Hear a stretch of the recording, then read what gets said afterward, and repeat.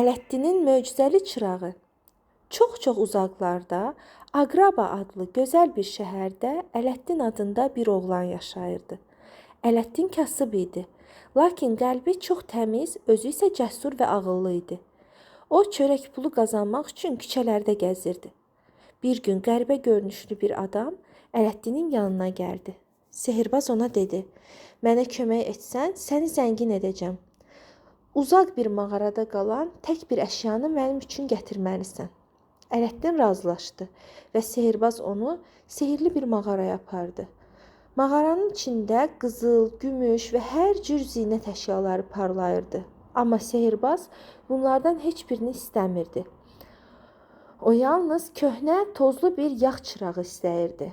Ələddin çırağı tapdı, lakin çırağı sehirbaza verməkdə tərəddüd etdi. Sehirbaz əsəbləşdi və mağaranın ağzını bağladı. Ələddin qaranlıqda tək qaldı. Qorxudan titrəyən Ələddin təsadüfən əlindəki o köhnə çırağı ovuşdurdu. Hop!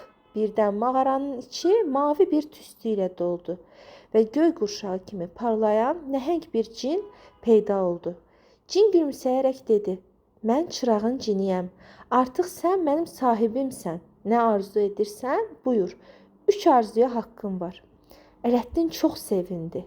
O, birinci arzusunda mağaradan çıxmağı dilədi.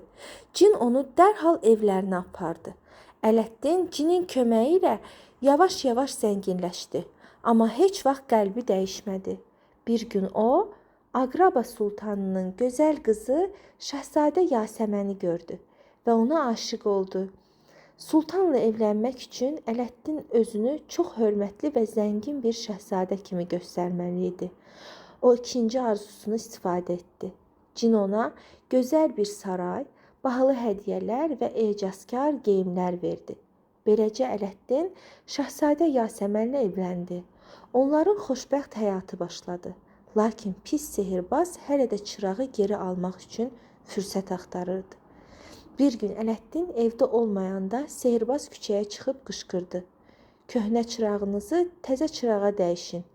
Şahzadə Yasəmən Ələddinin çırağının nə qədər qiymətli olduğunu bilmirdi.